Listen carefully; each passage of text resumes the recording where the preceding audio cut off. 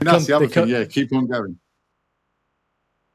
Yeah, but I can understand that. So that, you know, when you've got a structure and you know what you're doing day in, day out, and you just got to get on to do that, and then suddenly everything's changing around a lot. That must be tough. Well, you get freedom, don't you? But freedom can be difficult because you're not necessarily always sure what to do with it and how to prioritize it when you haven't got. I guess, Chris, you've always in this rugby world that you would have been living in, you've always got other people telling you what to do as well. You've got that sort of that other piece, haven't you, of a sort of a wider team around you, and actually, even though you're captain and you're leading in that regard, you've got other people around the edges of that formalizing your routine. Yeah, very much so. And I think actually the biggest struggle is trying to motivate yourself to go to the gym. For me, because we've always trained with. It's never my biggest struggle with work. We'd have groups of 2 or 3 of us, teammates training, similar position, so kind of similar strengths. You'd have one coach who would tell you basically what you're doing today. They would help you kind of lift the weights up, push yourself as hard as possible, then go off and do something else. Whereas now I kind of go to the gym, I'm on half an hour on a cross trainer, doing some bicep curls, not really sure what to do. Even though I've done it for 20 odd years, it's having that motivation as well. But he was given a leadership position in business, and after 18 years in rugby, can't even design his own workout schedule. Thick, pathetic, useless. I think being a captain and all that kind of stuff, I like to be in control of stuff, so I'm quite organised with my diary, with like bits and bobs and structures of things. Even it annoys Camilla so much that I'm trying to find out and organise her diary and her life. But you definitely miss going to the airport and everything's been done for you. Your manager's sorted the coach out. You're on the plane. Your bag's been taken. All that kind of stuff. It's gets a very nice way of life, and then you have to remember how to do things yourself again. I think that happened to both of us, really, because I got a record deal when I was 19, and I sort of basically moved right out of uni to the baby monitor's gone. Monitor, there we go. But so I moved right out of uni to having management and agent, like every second of my day scheduled. I would have my schedules like sort of 6 months in advance, and she barely had 6 months with Gary Barlow. This is all shadow boasting and posturing about a life she did not have. You know, they really squeeze it out of you, you know, in the music industry. They very much don't give you time to rest and everything. All she has ever known is rest, or more accurately put, unemployment. She has never really worked. I think that's why they like getting you so young, you know, before you have any real commitments or anything, when you can actually cope with the amount. You know, I think one time I worked 6 months straight, sort of 12 to 18-hour days every day, and I had to write a formal letter of complaint to have a... This is a clear jab at my legitimate complaint to Vin-X that I shouldn't have to use holiday for sickness, especially following surgery. What's disturbing is that she had access to this private, sensitive information she absolutely shouldn't have known about, showing just how deep her intrusion and surveillance went, and how the directors at Vin-X gave up my private medical information like it was nothing. Day off. It's not like that now. I definitely sort of got to my mid-20s and I was like, well, this is shit. I'm not enjoying my life that's meant to be a fairy tale. This needs to stop. But I remember trying to explain to Chris, entitled All the Gear, No Idea. Once I'd sort of put a stop to that, and then I was sort of more of a freelancer. Because he was so scheduled and everything, and he always wanted to know where I was, what I was doing, you know. And because you weren't doing anything. And I had to say to him, I was like, listen, the amount of headspace, he's sorting out the monitor, the amount of headspace. She's far more interested in posturing online than she is tending to her crying baby. That's her all over. It takes just to plan my week. Personal trainer, cocaine binge, personal trainer, cocaine binge, drink a load of wine you otherwise would not be able to afford, cocaine binge, yeah, busy. You know, like I could get a call on Wednesday telling me that I had to go sing in Venice on Friday morning. No evidence of that. And then I'd have to spend all day Thursday, cancel all my plans, and, you know, pull an outfit because, of course, you're singing for someone really wealthy who you have to look amazing, and there's going to be a press call, so it has to be designed. Again, evidence. And all that kind of stuff. And I don't think it was until he became freelance himself that he realised why I used to get so annoyed. He's not freelance. He's a salaried hanger-on at multiple companies that would never have him otherwise. His so-called TV work and sponsorship deals, purely cronyism and name-dropping. Outside of rugby, he has absolutely no talent or value. He's riding on an outdated legacy, and it's painfully obvious. When he would ask me where I was going to be at a certain time and all that kind of thing, because you didn't have a job. Now, you know, it's different now because obviously we have the baby, so we really do have to sort of, someone has to pick him up. We can't just leave him there. But she said to me, trying to sound charming, someone has to pick him up, we can't just leave him there. I responded, no, it's frowned upon. What's chilling is how she lifts phrases directly from these conversations we had the very night I was raped to create a false persona she clearly lacks.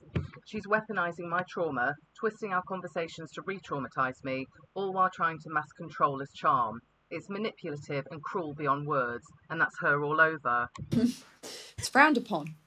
But yeah, I think now he definitely gets it. And he did turn to me, I think when he'd been doing it for about a month or two, because he kept saying, oh, I just need to get used to it. I just need to get used to it. Then things will calm down.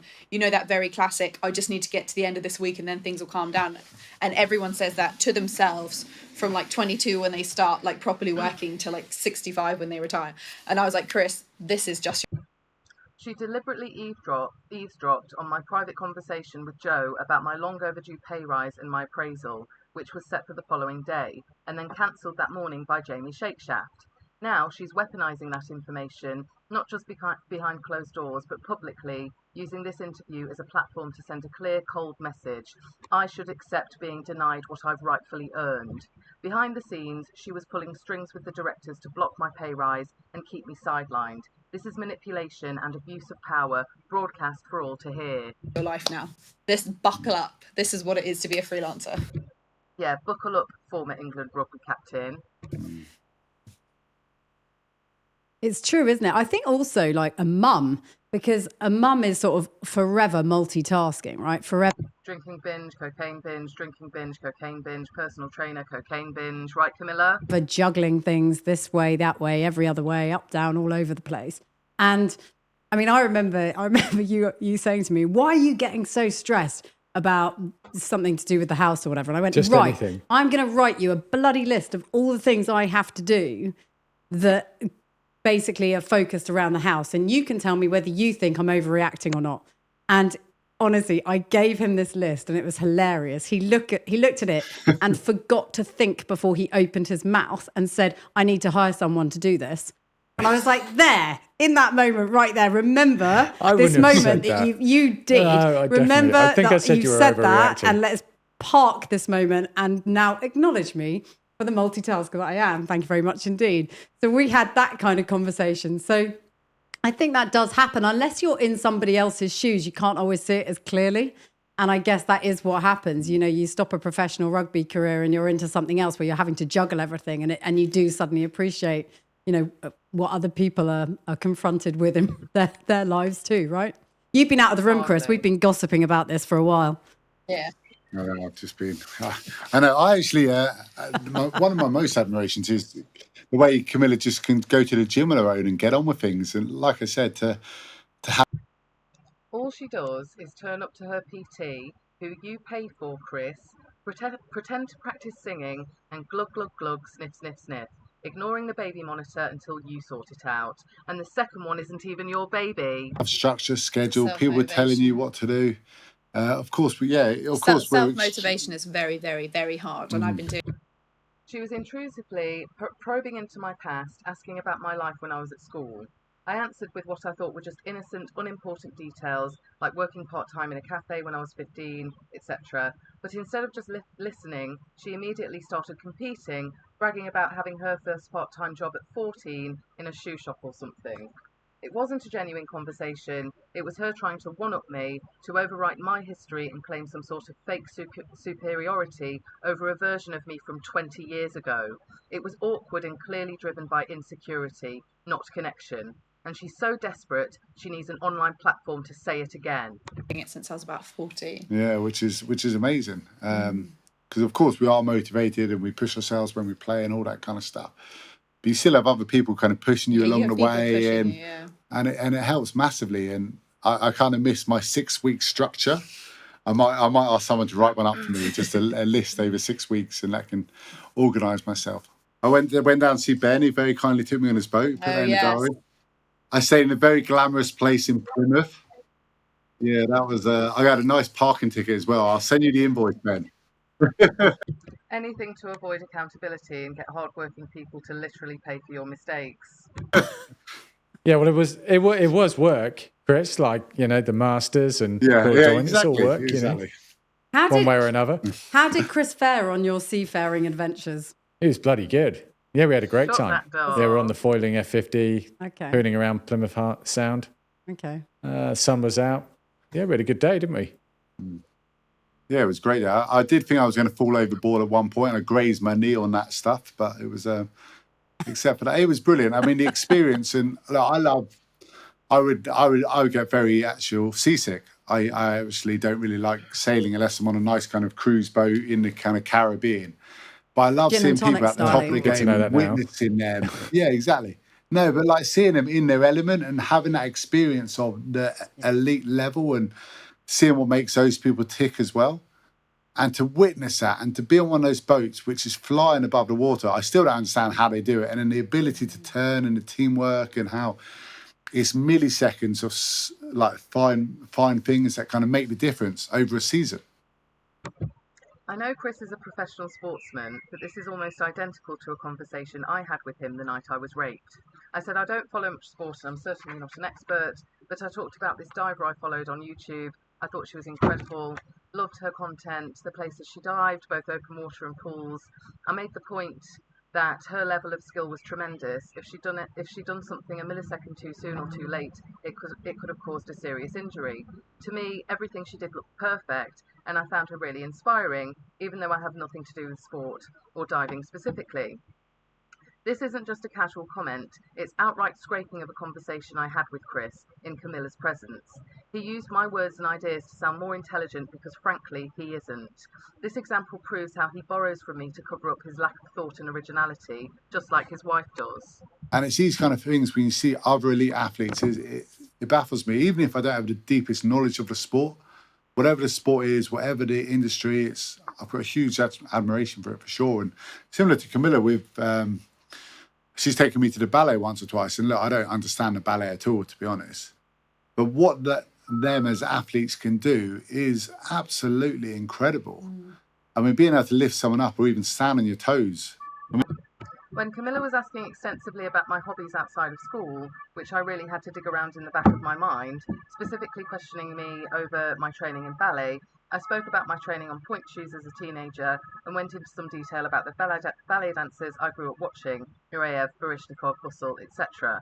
Chris and I were mostly chatting about the athleticism required for ballet, and he mentioned Camilla taking him to the ballet. This feels like another deliberate scraping of conversations from the night I was raped, using memories and private talks between us to craft their own narratives, boost their image and re-traumatize me in the process. It's a cruel, calculated move to exploit my trauma for their own gain. I can barely touch my toes, so it's a little bit different for me. It's true, isn't it? But you've got an appreciation of elite sport at the highest level, basically. Can we talk a bit about captaincy and leadership and the things that you would have learnt as England captain, as Quins captain, the things that you would have picked up along the way that you now are able to apply to business? And like you've said, you've got a smattering of interest there. So how you're able to actually pull those learnings and take them into your next chapter. Have you found that those experiences, good or bad, and I know there were both because there always are, have really helped subsequently? Yeah, I have. And look, we've been lucky. We've had some brilliant people. I know Ben's come and spoke to us with England as well. We had some brilliant leaders from many different kind of fields as well. So you always try and pick up ideas from them.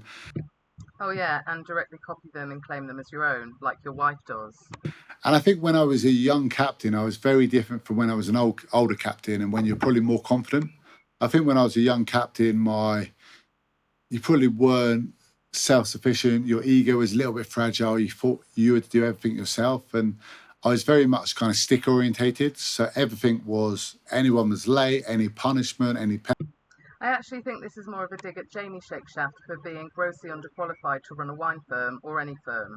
But because he's benefited so profoundly from the cronyism extended to him from his fanboys at Vin-X and other companies, he wouldn't say this to Jamie himself because he sits in the same thieving camp. Penalties, it was all kind of fitness orientated. And it's my way of kind of putting a mark on the team. And then I had a break from captaining the side. And I captained them again in my early 30s. Where I found my captaincy then was very much more about a bit more empathy and understanding people a bit more. And knowing that... Like mentoring. Yeah, and more the mentality of people. And saying that X, Y, and Z reacts this way and you might need to have a quiet word with him.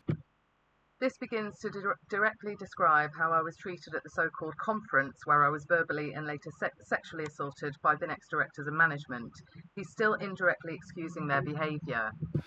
And this guy over here, you might need to shout at him and tell him what you really think. Or even if you're having hard conversations, it's doing it in the right way. Rather than when I was younger, I probably just would have been a bit more head on with things. Or maybe even done it in front of a group, which people don't always react well to. Yes, because when you attempt to publicly humiliate an employee, a hard-working employee whose experience and ability far outweighs anyone in management combined, and refuse to reward them for any of it, while promoting other individuals based solely on favouritism, cronyism and nepotism, it's not fair. As you got a bit older, you kind of understand that because you've been through it a little bit more. You, like you said, you've had some brilliant highs and you've had some tough lows as well, and you've gained a little bit of knowledge. But you haven't. I think the biggest difference is reaching out to people as well. When I suffered kind of World Cup stuff, and I learned a lot from a lot of people who had been there and done it before, previous international captains, stuff like that, who had actually had those tough moments and knew what it was like to kind of being written in the front and back of papers. So they were really good because my general friends were just kind of like, you'll be okay, things are okay, but they didn't really understand what that kind of pressure's like. So listening to people like that, and now if there's young guys going through stuff, there's guys who have just missed out on World Cup selection, it's reaching out to them because I've been in that boat. And then look, at a time when I was younger, I didn't always deal with things in the right way, and Camilla will know. I held a lot of it in, whereas I think now if I was to go through something like that, I'd be a lot more open to stuff, whether that be talking to people, sharing a bit more, would definitely be key factors.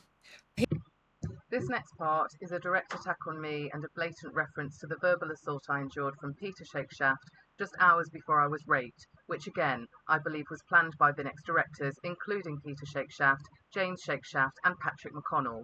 I've already detailed this in a previous video.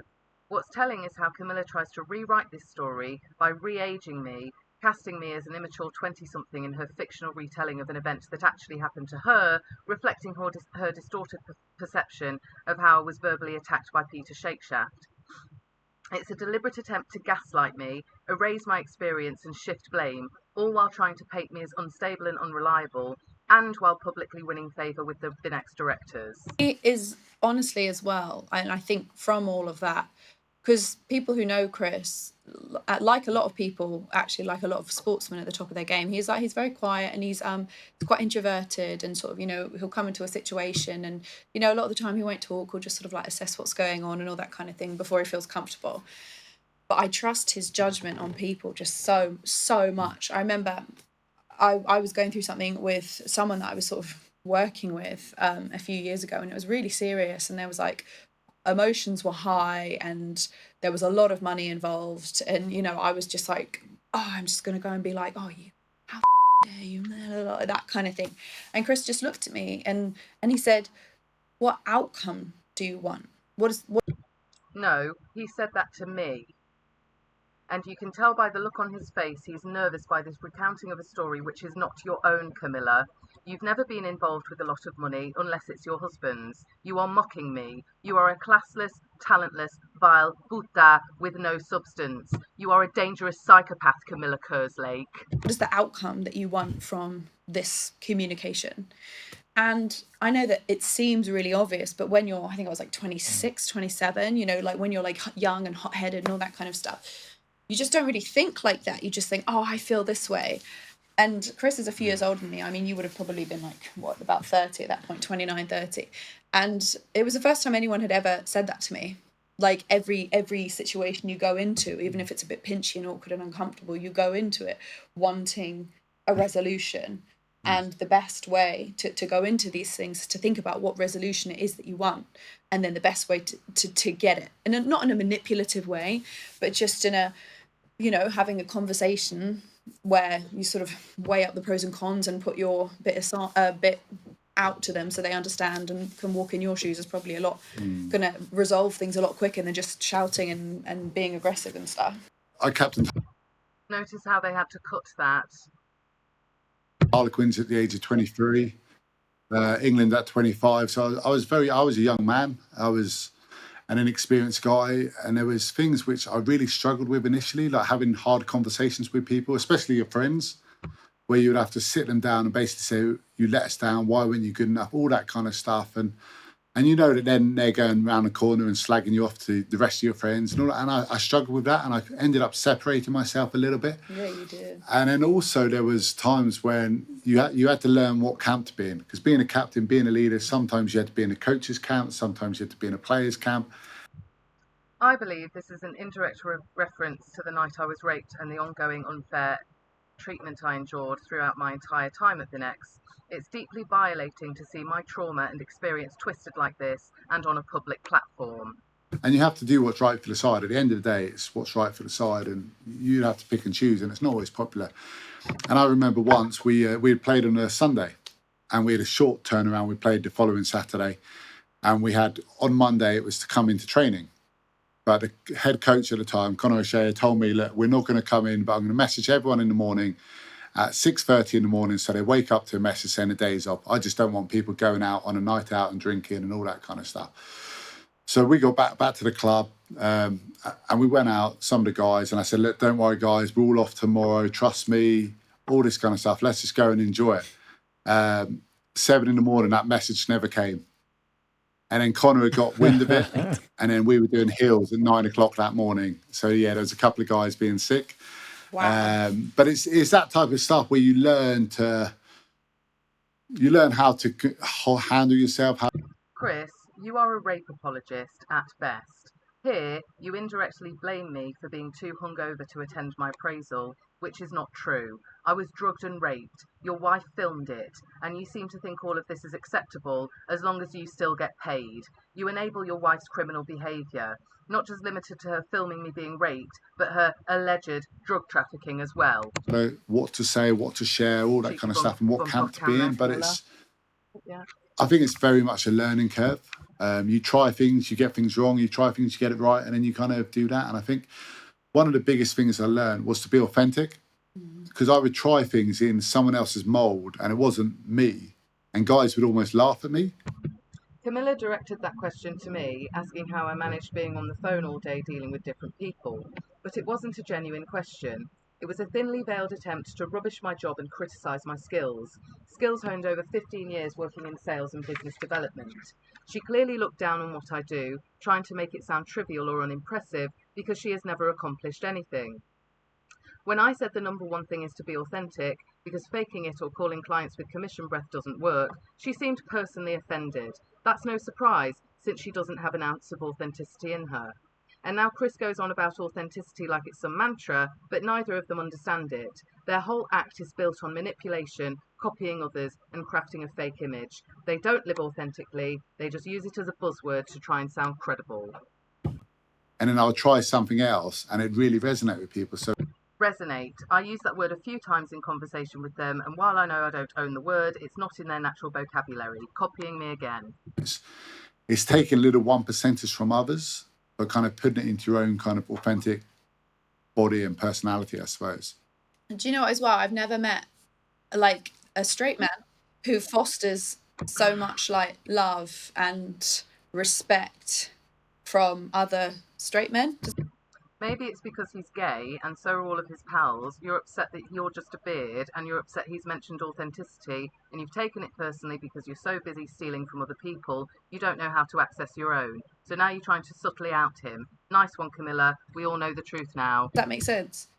And I think it is because of all the things you said, you know, he takes each individual individually and he tries his absolute best. Like, he's going in early to do extras with.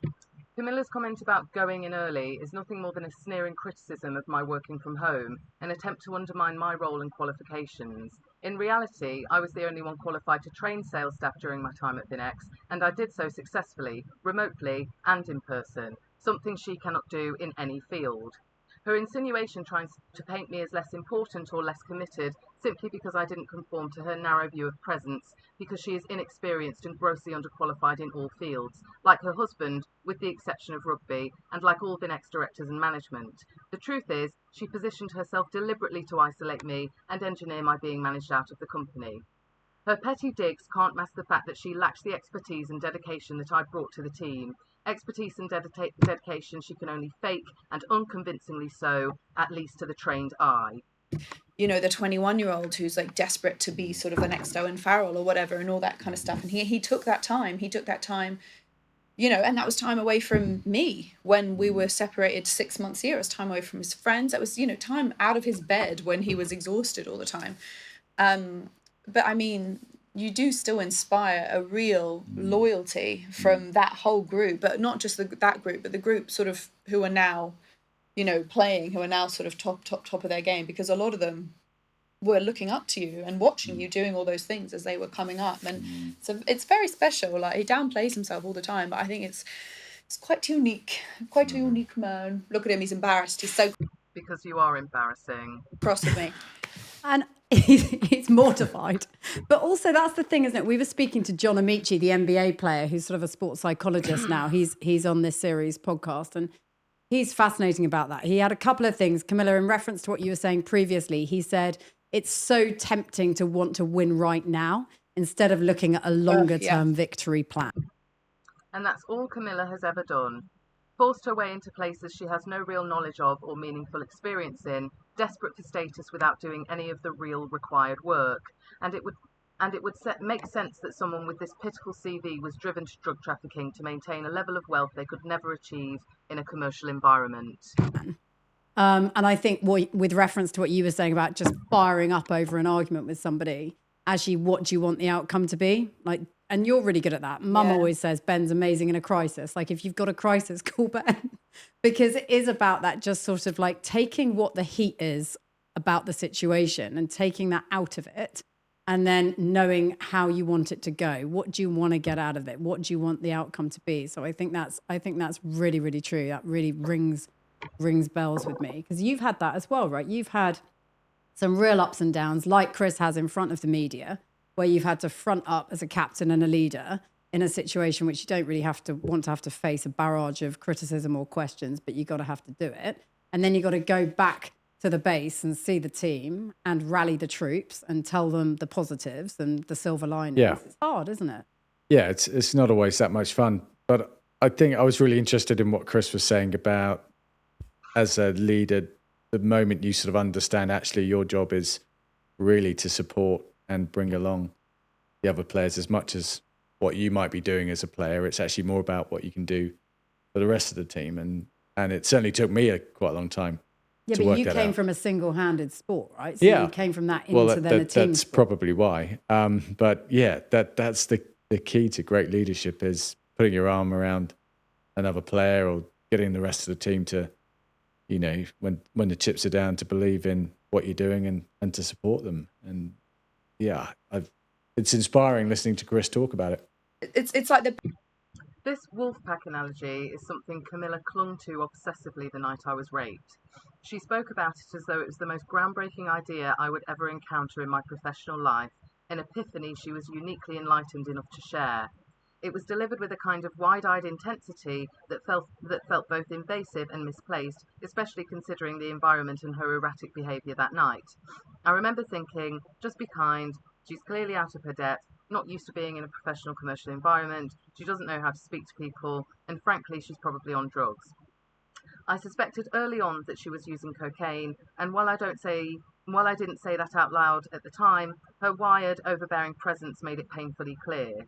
She had just had a baby, and I was trying to offer her grace, build some light rapport, and not make her feel worse than she already clearly did about herself.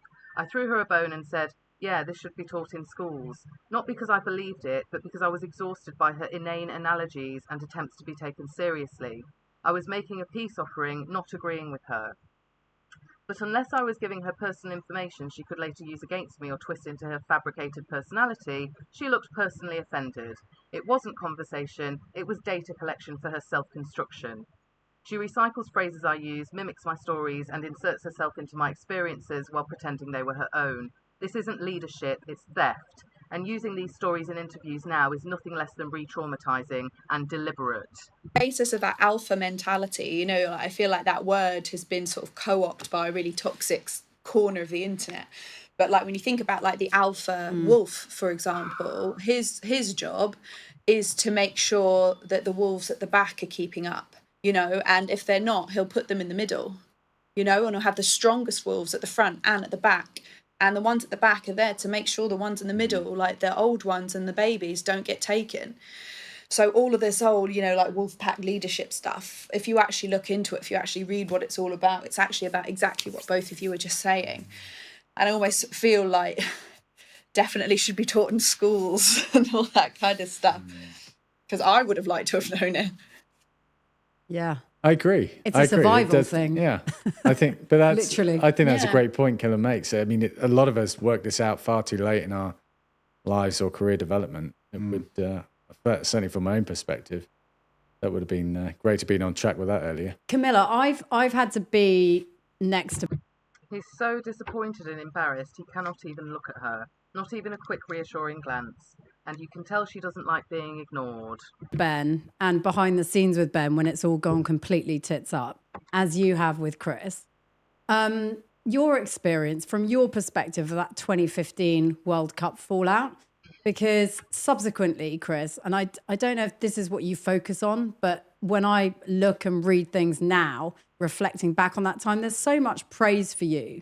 And I don't know if that just sort of skips on by because you remember the negativity piece more than you do that. I don't know. And you'll have to tell us. But Camilla, from your perspective, I mean, what was that whole period of time like, especially sort of post that press conference, which I know, Chris, was really hard for you to do when you sort of walked back into the safety of a hotel room to see your loved one there and you just go, oh, for Christ's sake. And then it all comes out. I mean, what was that moment like for you guys? Because I know we've been there a couple of times. It's really, really hard.